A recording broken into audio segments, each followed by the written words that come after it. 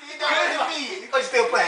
day, people, and welcome to another episode of Four Brothers in the Basement. I'm your host, Fox Dorsey, joined with me by the original Brothers of the Basement, Lex Dorsey, Yo, what up? Will Dorsey, and DT Dorsey. On today's show, we're going to be talking about used video games. But first, let's see what everybody's been playing. Lex? I'm playing a game, an Xbox Live arcade game called Bastion. Okay. Will, what you been playing?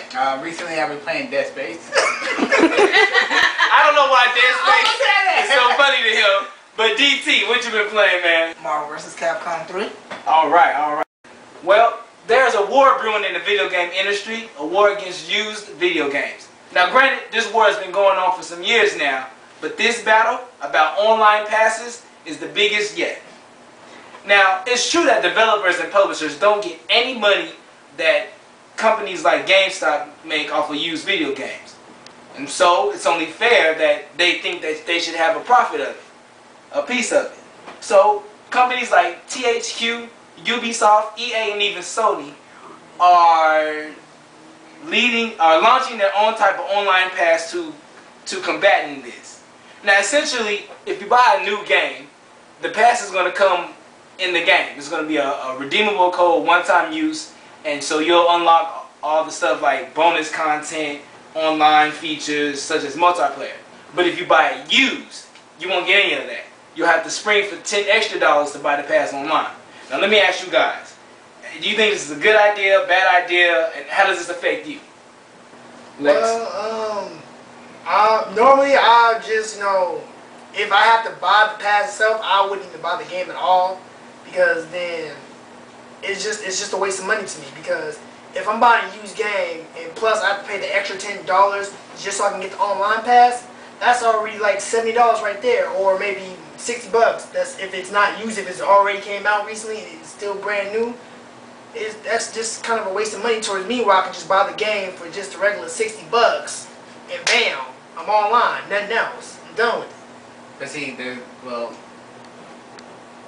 used games are not going to be $60, so don't worry about that. But then, in a way, it's a good thing.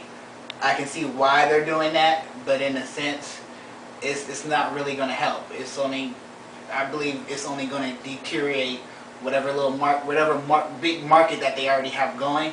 It's just going to start deteriorating now, because people get their new games from used games. They trade in their games, and so if they trade in their games for the same price that they normally trade it in, they got to wait even longer or get more games to trade in. And people don't have that many games like some people do. One point, you just said that used games aren't $60. Put it like this: you lost your Modern Warfare 4. You lost your Modern Warfare, so you gotta go out and get a new one. You paid $60 for it brand new. Yeah, I'm not. How much right now is Modern Warfare? It's still $50. Yeah, still $50. $10 to get online. $60. Come on. Okay, but come on. But think this. So how many used games have you guys bought within the last year? Now, me personally, I can tell you right now, I just had a baby, so I'm not buying no new games anytime soon. You know what I'm saying? Welcome to the club. Right. The last 10 games I bought, including Infamous, before I found out it was free from the Welcome Back program. We talking about Red Dead Redemption. We talking about Dead Space. Final Fantasy. Oh man, Final Fantasy 13 I just finally got. All those games I bought used. Fallout Vegas, all of them I just bought used. And all of them, except for maybe 2 of them, I bought for under $20. So now, you're telling me, once I buy that used game, I have to spring for extra $10 just to play online? To me, that doesn't seem fair, because if a company, before that used game is a used game, it had to be a new game. Right. So they already get the money off of that new game anyway. Right. So to me, it's like, okay, they got the money off of that new game.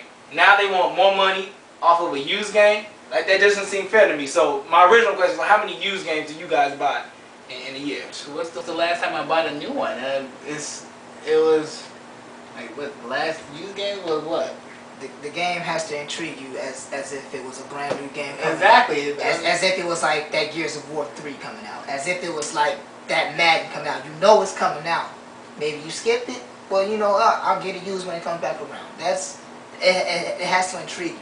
So as far as getting used games, man, if all your games are done, all your games are beaten, I'm running out buying new used games. I'm buying something to fill the void. Okay, now wait, now let me ask Lex a question. Now I know Lex, you got a couple of new games these past few months.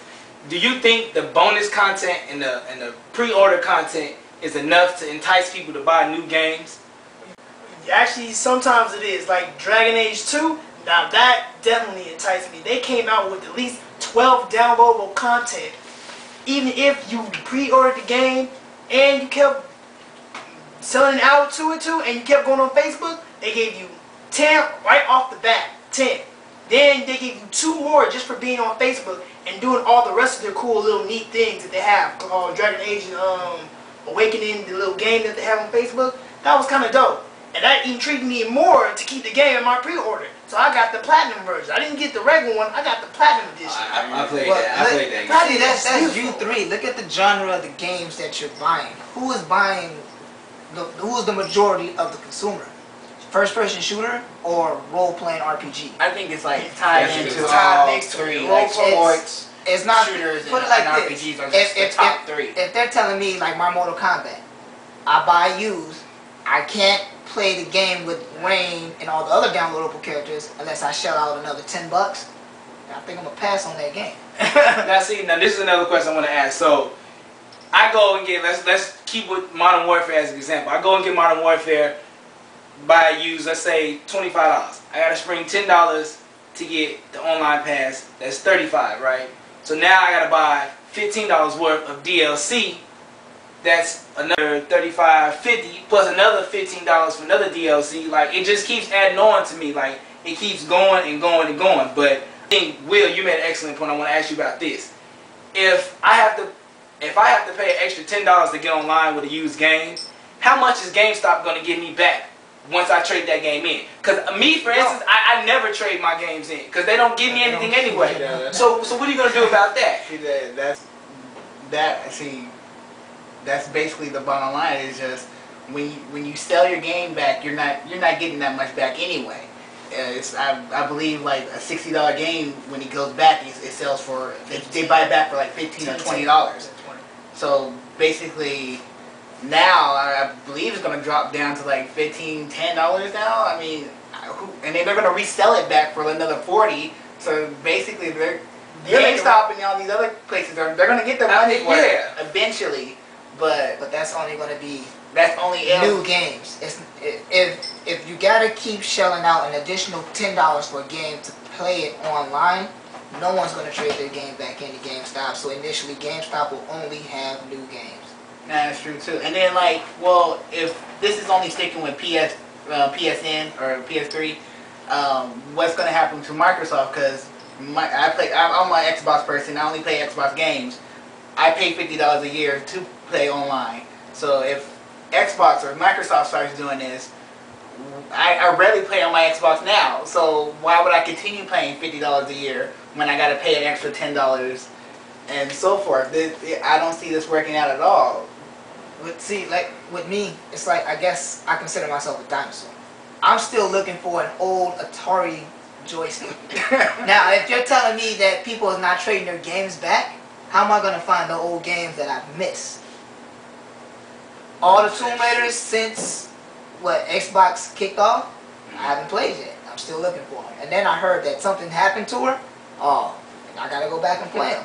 Now, if people's not trading in their games because they got to shell out an additional $10 to get online and play them, and they're losing that money with the return that they're putting back, they're saying, oh, I'm not giving it back because I paid $10 for the downloadable content. I'm just going to keep it. Consumers like me is missing out on the end. So essentially, if companies continue with this trend with these online passes, so I think we're all inconsistent that it will hurt the used game market, but at the end of the day, it's going to hurt us. It's going to hurt people like you and me. So if they keep doing this, we're going to have to keep shelling out $60 for brand new games that, in this economy, I don't think all of us can afford. and think about all the games that are coming out this fall. Like, yeah, don't get me wrong. I'm gonna get the new games that come out. The only good thing about Assassins, Battlefield 3, Ghost Recon. I'm gonna love that. But unfortunately, I think guys we're out of time. This has been another episode of Four Brothers in the Basement. I'm your host Fox Dorsey, and remember, There's a gamer in all of us. You just need the right game. C4. Nobody plays that.